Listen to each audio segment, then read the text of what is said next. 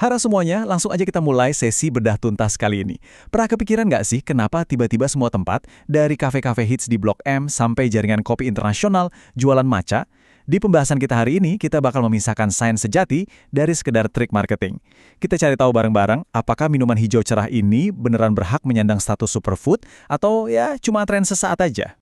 Agenda kita hari ini lumayan padat tapi seru. Kita bakal ngupas tuntas mulai dari proses produksi di balik tren hijau ini, efek kimia ketenangan buat otak kita, manfaatnya buat tubuh dan kulit, ngebongkar mitos serta resiko nyatanya, sampai ditutup dengan gimana sih cara nyeduh cangkir yang paling sempurna. Oke, kita masuk ke bagian pertama, di balik tren hijau. Nah, ini dia bedanya yang sering banget bikin orang bingung. Teh hijau biasa sama matcha itu ibarat kakak adik. Dua-duanya berasal dari tanaman yang sama, Camellia sinensis. Terus bedanya apa? Teh hijau itu daunnya berjemur di bawah matahari, diseduh terus ampasnya dibuang. Kalau matcha, dia ditanam di tempat teduh dan pas kita minum, kita tuh benar-benar menelan keseluruhan daun yang udah digiling super halus pakai batu. Bayangin aja proses produksinya tuh lumayan intens loh. Petani sengaja nutupin tanamannya dari sinar matahari selama 2-3 minggu sebelum panen. Tujuannya apa? Buat bikin tanamannya stres, biar produksi klorofil dan L-theaninnya meledak. Itulah yang ngasih warna hijau terang dan rasa manis alami. Terus cuma pucuk daun terbaik yang diambil. Batangnya yang pahit dibuang jauh-jauh, lalu digiling pelan-pelan. Kalau step ini dilewatin, bubuk yang dihasilkan bakal jadi kuning kusam dan rasanya benar-benar pahit. Lanjut ke bagian kedua, kimia ketenangan. Mari kita lihat sains di balik efeknya. Kalian pernah dengar L-theanin nggak? Asam amino ini tuh kayak senjata rahasianya matcha. Dia jago banget menekan gelombang beta di otak yang memicu stres, dan kebalikannya dia malah ngebus gelombang alfa, gelombang yang persis muncul waktu kita lagi meditasi mendalam. Hasilnya, kondisi rileks tapi tetap fokus tajam. Sekarang, coba kita bandingin sama kopi. Kita semua tahu lah ya siklus minum kopi. Energi meroket instan, jantung deg-degan, gelisah, terus tiba-tiba siang hari energi kita anjlok drastis alias crash. Nah kalau matcha, ngasih kita energi yang sangat stabil dan tenang. Kenapa bisa gitu? Karena si L-theanin tadi bertindak sebagai penyangga, ngelepasin kafein ke aliran darah kita secara perlahan. Jauh lebih ramah di tubuh kan? Jadi, intinya, minum matcha itu kayak ngasih koktail peningkat kinerja kognitif buat otak kita. Setiap tegukannya membanjiri otak dengan neurotransmitter. Dia naikin dopamin buat fokus di area korteks prefrontal, nambah serotonin dari batang otak biar mood lebih oke, dan ada GABA yang bantu ngurangin kecemasan di amigdala. Ini bukan sekedar minuman biasa, ini nutrisi langsung buat otak. Masuk ke bagian ketiga, manfaat tubuh dan kulit. Gimana efeknya ke sel-sel kita? Kenalin nih, ECGC, anggap aja dia sebagai bodyguard mikroskopis buat sel-sel di tubuh kita. Sekali lagi, karena kita meminum keseluruhan daun tehnya secara utuh, matcha menyuplai antioksidan ECGC ini dalam dosis yang sangat masif, jauh di atas teh hijau biasa. Dan kerennya lagi, studi nunjukin kalau EGCG ini bekerja layaknya pupuk ajaib buat hipokampus, yaitu pusat memori di otak kita.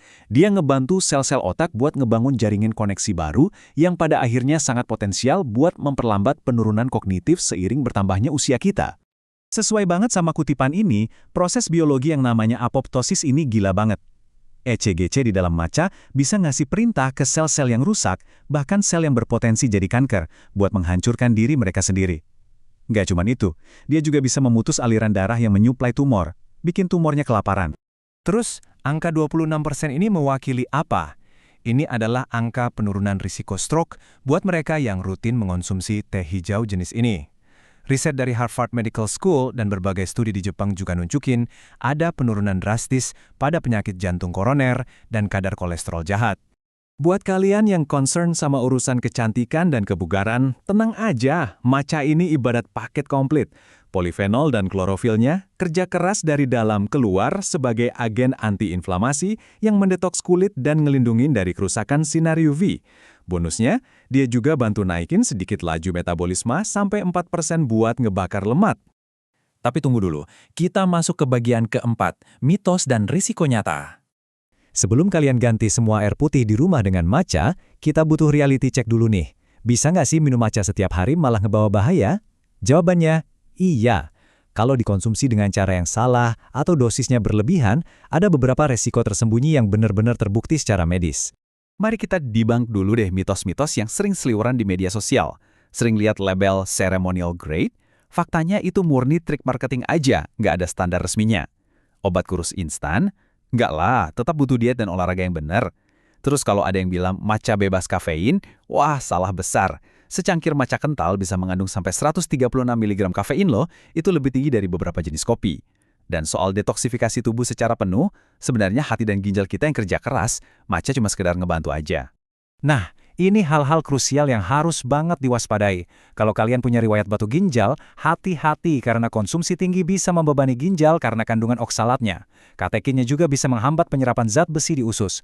Buat yang punya masalah asam lambung kayak GERD, minum pas perut kosong bisa memicu reflux. Dan satu lagi, hati-hati sama minuman matcha di kafe-kafe kekinian. Gula tersembunyinya sering kali ampun-ampunan banyaknya. Oke, sekarang kita sampai di bagian terakhir, menyeduh cangkir sempurna. Biar dapat manfaat maksimal tanpa resiko, catat aturan emas ini ya. Batasin konsumsi 1-2 cangkir aja sehari. Pastikan kalian beli bubuk matcha yang warnanya benar-benar hijau cerah. Satu hal penting, jangan pernah pakai air mendidih. Gunakan air hangat aja, kalau kepanasan nutrisinya bisa hancur berantakan. Dan pro tip, kalau mau dibikin latte, pilih susu nabati ya, kayak susu almond atau oat. Kenapa? Karena ternyata protein susu sapi itu bisa ngeblokir penyerapan antioksidan dari matchanya. Jadi, setelah tahu kalau setiap tegukan matcha yang diseduh dengan benar itu ibarat mengirim pasukan pelindung sel dan penenang otak ke dalam tubuh kita, pertanyaannya, apa nih dampaknya buat cangkir matcha kalian selanjutnya? Kira-kira kalian udah siap belum merombak rutinitas ngopi pagi kalian mulai besok? Karena pilihan sehat yang cerdas selalu dimulai dari informasi yang tepat.